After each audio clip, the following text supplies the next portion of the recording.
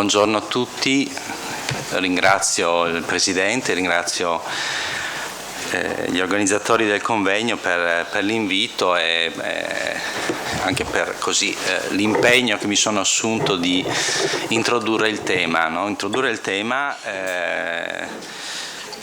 vado in continuità con quello che diceva il Presidente poco fa. Non ci eravamo messi d'accordo su questo, ma mi ha proprio lanciato la palla e quindi vado avanti volentieri sull'argomento. Il Presidente ha detto poco fa è un tema di rilevanza politica e sociale, è vero, infatti io questa mia breve introduzione proprio lo dedicherò a questi aspetti, anche perché credo che la qualità e lo spessore dei relatori della giornata possono entrare molto meglio di me nei singoli argomenti, nelle singole sfaccettature dell'argomento, possono portare le loro riflessioni teoriche, i loro approfondimenti, la loro esperienza clinica, quindi ecco, chiaramente quindi non voglio entrare in questi argomenti. Però dobbiamo fare i conti con quello che diceva il Presidente poco fa, cioè quindi dobbiamo fare i conti con il calo della natalità e l'invecchiamento della popolazione, che sono due argomenti che vanno anche così di pari passo, nella prospettiva delle politiche sociali e sanitarie che ci dobbiamo porre in questo momento. E direi anche l'innalzamento dell'età materna, cioè il primo figlio viene fatto sempre più tardi. Questo con tutta una serie anche di conseguenze poi sui cicli di vita delle persone e delle famiglie. Dobbiamo fare i conti con le difficoltà delle famiglie che si trovano sempre più isolate o lontane dalle reti di sostegno, quelle naturali, quindi con la propria famiglia d'origine, con i propri amici, con le proprie reti sostanzialmente, e quindi spesso a sostegni familiari che vengono a mancare, quindi nuclei che necessitano di altre forme di sostegno e non sempre i servizi sociali sono in grado di sopperire a questo. Pensiamo insomma al fatto che dalle stime che sono state fatte anche recentemente c'è ancora una carenza di asili nido e spesso dove ci sono non sono alla portata di tutti come possibilità appunto di accesso, visto anche le rette che comportano.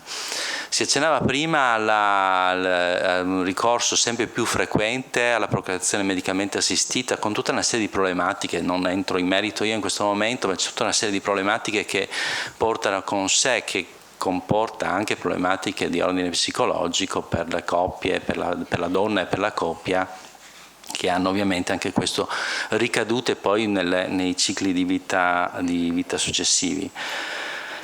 E poi, ecco, accennava prima la dottoressa, l'istituto dell'adozione, che è un istituto che io mi sento di dire è un istituto in crisi in questo momento, cioè nel senso che ormai la legge è piuttosto datata, le procedure che noi utilizziamo sono piuttosto datate, sono in corso una serie di riflessioni un po' per ripensare a questo istituto, che però insomma non ci hanno portato ancora a delle conclusioni soddisfacenti, E sappiamo quanto in questo settore la ricaduta in termini di crisi familiari e di difficoltà evolutive sia piuttosto rilevante, tant'è che i nostri servizi spesso sono molto impegnati su questo fronte.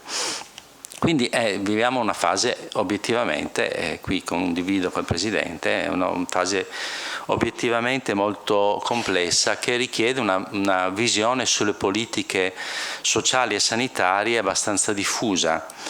È vero che ci sono una serie di interventi sia a livello nazionale che regionale che vanno nella direzione di favorire la natalità e di supporto alla genitorialità. Vi vedrete che metto sempre assieme queste due cose, perché non è una questione solo di natalità, dobbiamo essere anche poi in grado di sostenere le famiglie e i genitori nell'assolvere il loro compito genitoriale, e quindi questo è fondamentale, perché altrimenti il favorire la natalità in senso stretto rischia di essere una politica piuttosto limitata, piuttosto monca.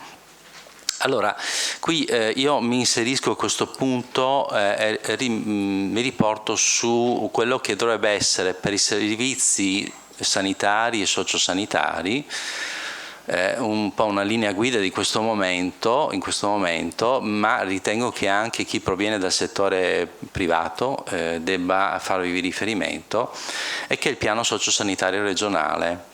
Il piano sociosanitario regionale riporta alcuni aspetti secondo me molto importanti di cui dobbiamo tenere conto. C'è una parte specifica, leggo il titolo di questa area specifica, che è la salute riproduttiva e il periodo pre, peri e immediatamente postnatale qualificato dall'evento nascita. Cioè un titolo piuttosto impegnativo, diciamo, cioè molto ampio nella sua estensione temporale, e che chiaramente poi riporta, adesso io ovviamente non entro in merito dei contenuti, ma riporta tutta una serie di azioni che i servizi sociali, sociosanitari e sanitari devono percorrere per favorire appunto la natalità e il sostegno alla genitorialità. Ci sono nel piano sociosanitario vari richiami al sostegno alla genitorialità e poi vari richiami alla salute della donna e del bambino. Quindi, come vedete, le politiche regionali in questo momento hanno ben chiaro che bisogna intervenire in questo settore. In termini più generali, però, vorrei richiamare l'attenzione su quello che il piano sociosanitario invita tutta la Regione a intraprendere, che è quello del percorso per attuare quello che è chiamato il welfare di comunità. No? Il welfare di comunità, che è qualcosa di molto bello detto così, ma molto difficile, molto impegnativo da realizzare. No? Cos'è il welfare di comunità? Adesso non sto a fare una lezione su questo, perché probabilmente gran parte di voi lo conoscono. Sostanzialmente significa è il superamento, no, del welfare state, dove diceva l'assistenza deve partire dallo Stato e calarsi sulla popolazione, adesso detto a soldoni. Il welfare di comunità significa un welfare che deve comprendere tutti gli attori presenti nella nostra società nel produrre le condizioni di benessere. E quindi, coerentemente poi con tutta la teorizzazione del welfare di comunità, significa attuare delle politiche che coinvolgano non solo i servizi sociali, non solo i servizi sanitari o sociosanitari, ma tutte le componenti della società, no? Che possono in qualche maniera intervenire sulla produzione di fattori di salute. Quindi il terzo settore, l'associazionismo, i privati in genere, no? Ma anche la persona che è di fatto poi destinataria dei nostri interventi. E questo è uno dei concetti, il welfare di comunità. L'altro concetto molto importante, altrettanto importante, è quello della generatività, cioè fare in modo che le persone stesse, quelli che vengono chiamati poi anche i portatori di interesse, siano messi nelle condizioni di essere proattive, cioè che diventino loro stesse capaci di produrre il loro stato di benessere. E quindi, come vedete, c'è delle politiche sociali e sociosanitarie che puntano alla sinergia, no, tra i vari settori, tra vari componenti della società e l'armonizzazione poi con le persone e con le famiglie. Allora, perché riporto questi aspetti? Perché ritengo, quindi molto in accordo con il Presidente, ritengo che il tema di oggi non possa non essere visto all'interno di questo panorama.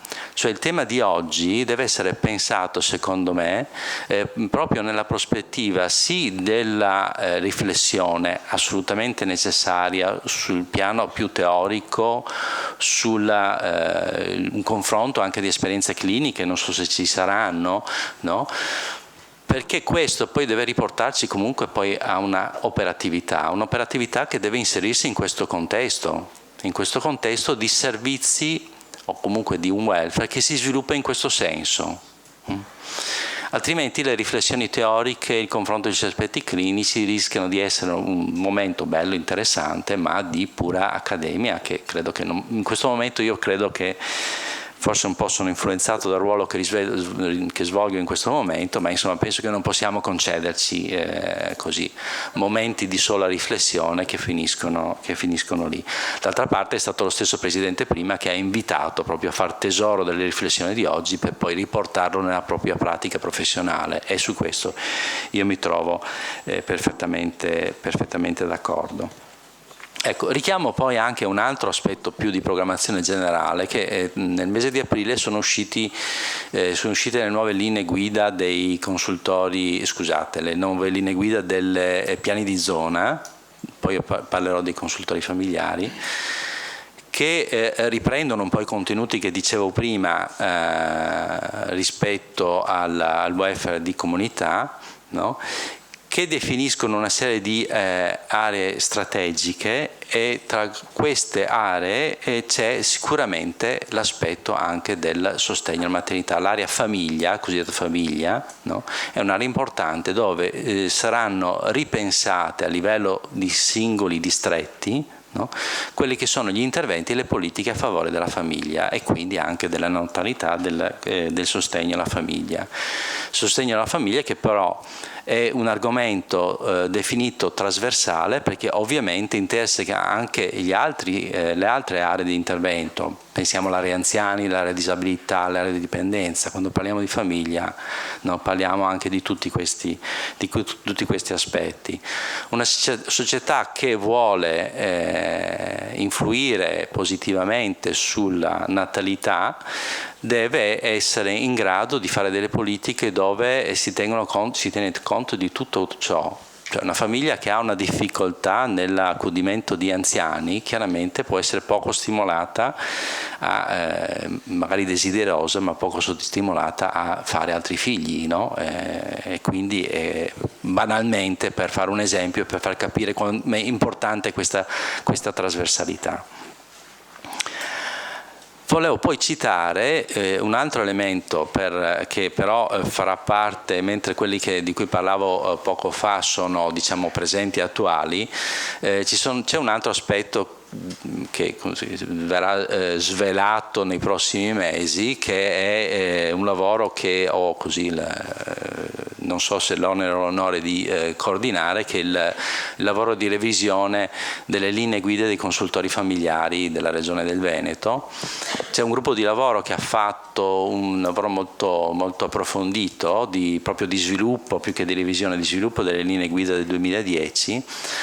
All'interno delle linee guida sono state identificate, utilizzando uno studio che era stato fatto assieme a Veneto Forms alcuni anni fa, sono state individuate alcune aree strategiche dell'attività di consultori. Le aree di strategiche poi si traducono in obiettivi strategici, in indicatori, quindi quando saranno operative queste linee guida, la Regione Veneto andrà a misurare l'attività dei consultori familiari facendo una valutazione secondo questi indicatori.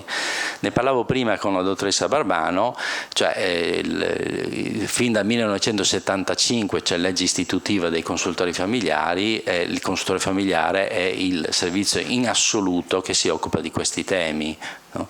E quindi con alterne vicende, con la sofferenza attuale dovuta prevalentemente alla carenza di risorse purtroppo, no? E anche alla necessità, alla prevalenza degli interventi nell'area della tutela minorile, purtroppo in quest'area della maternità, della genitorialità, gli interventi si sono un po' svuotati. Speriamo che con l'approvazione delle nuove linee dei consultori familiari, delle linee guida dei consultori familiari, si possa un po' riprendere un po' quella che è nella tradizione dei consultori. Io ho cominciato a lavorare nei consultori familiari nel 1980, sono passati un po' di anni, ma già allora una delle prime cose che si andavano a fare erano ad esempio i corsi di preparazione alla nascita e tutto il percorso dopo nascita, in modo completamente diverso rispetto ad adesso, ma per fortuna poi ci si confronta e si capisce che le cose vanno fatte diversamente. Ma voglio dire, c'era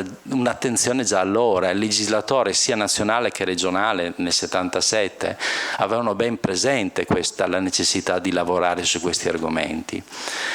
Allora, tornando alle linee guida sulle quali stiamo lavorando in questo momento, vi sono sostanzialmente due aree strategiche importanti, che è una quella della salute sessuale e della procreazione. Vi leggo gli obiettivi strategici, non gli indicatori, ovviamente sarebbe molto lungo e probabilmente inutile in questo momento.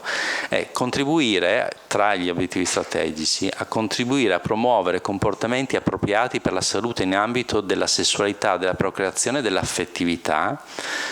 Secondo, tutelare la salute della donna e della coppia in tutte le fasi della vita in relazione alla sessualità, alla fertilità e alla procreazione. Cioè, credo che non sono termini che non richiedono ulteriori approfondimenti, perché sono molto chiari. C'è poi l'area dell'accompagnamento e sostegno alla persona e alle relazioni familiari, dove ci sono tutta una serie anche qui di obiettivi. Leggo ad esempio sostenere la genitorialità nelle sue diverse fasi e forme e l'assunzione consapevole delle responsabilità a partire dalla procreazione, quindi vedete come si mette sempre l'accento su questo aspetto. E poi tra invece le azioni ne leggo alcune in particolare: sviluppare i percorsi nascita, la consulenza di primo livello per l'infertilità, la consulenza e presa in carico per una procreazione consapevole e responsabile, e poi l'aspetto del disagio psichico perinatale, individuazione e trattamento precoce. No? Quindi questo poi mi pare che sia anche uno dei temi poi ecco, quindi vedete siamo anche perfettamente in linea. No?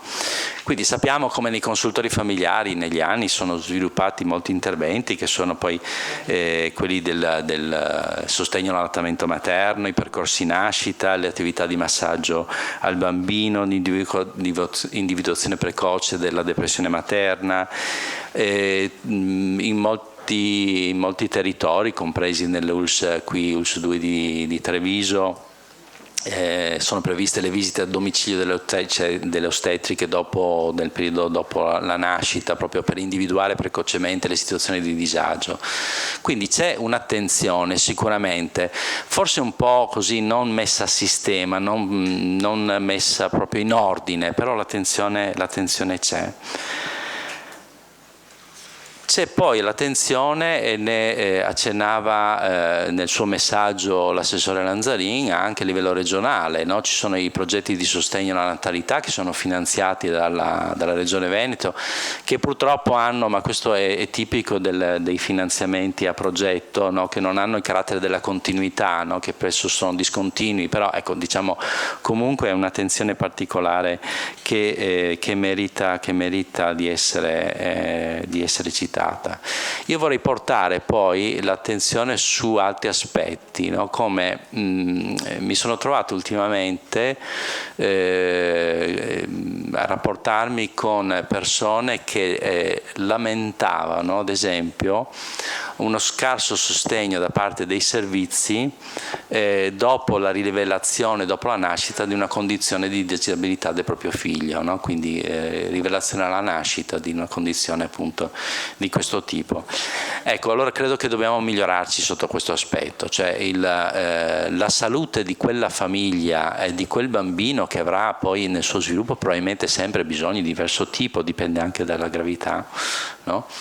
Ma va portata, perché poi le ricadute che si hanno nelle fasi di vita successive sono veramente notevoli. Credo che ci sia veramente la necessità, e quindi qui andremo a proporre proprio delle migliori sinergie tra i reparti ospedalieri, i consultori familiari, i servizi per la disabilità e poi tutto il sistema di welfare che dicevamo prima, per il sostegno di queste situazioni che sono tra le più difficili, tra le più critiche. E quindi vi invito anche un po' a riflettere su questo aspetto, su questo fenomeno sicuramente molto importanti.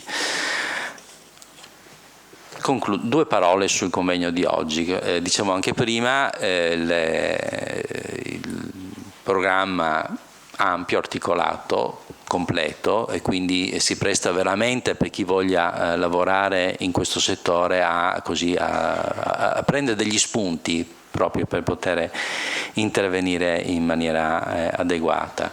Quindi che siate operatori dei servizi pubblici, che siate privati, che siate del terzo settore, ecco, cioè, vi invito proprio a ripensare quello che viene detto oggi nella cornice più ampia che ho cercato così di proporvi oggi, a cui ovviamente credo molto anche per il ruolo che rivesto in questo momento. Vi chiedo anche di tenere sempre presente l'importanza di avere rapporti con il volontariato, che molto spesso ha una funzione molto importante nel sostegno delle persone, delle famiglie, e in questo settore può avere veramente un ruolo molto importante. Ci sono delle esperienze veramente notevoli in questo settore. Concludo con una mia proprio di uno studio che, anzi di una definizione dell'Organizzazione Mondiale della Sanità, che tra gli 8 obiettivi per il millennio, per questo millennio, ha definito tra questi 8 uno che è migliorare la salute materna, no? Nello sviluppo di questo obiettivo non è solo riferito ai paesi poveri dove c'è un'alta mortalità perinatale, ma si riferisce proprio al tema di oggi, se vogliamo, no? Quindi l'importanza di investire sulla salute materna come miglioramento generale delle condizioni di vita delle società, e questo è un impegno che ci dà l'Organizzazione Mondiale della Sanità. E poi concludo proprio citando il titolo di uno studio sempre dell'Organizzazione Mondiale della Sanità, che dice: la salute delle mamme è la salute del mondo. E io credo molto in questo. Con questo concludo. Ecco, mi scuso, mi ero dimenticato all'inizio, dovevo anche portarvi i saluti del direttore generale dell'US2, Francesco Benazzi, che non poteva essere presente questa mattina per altri impegni istituzionali, che mi ha pregato di portarvi il saluto, oltre che testimoniare il suo interesse per l'argomento. Vi assicuro perché di questi argomenti parliamo spesso, e quindi ecco, nella nostra ULSS avremo sempre attenzione rispetto a questi temi. Grazie, buona giornata e buon lavoro.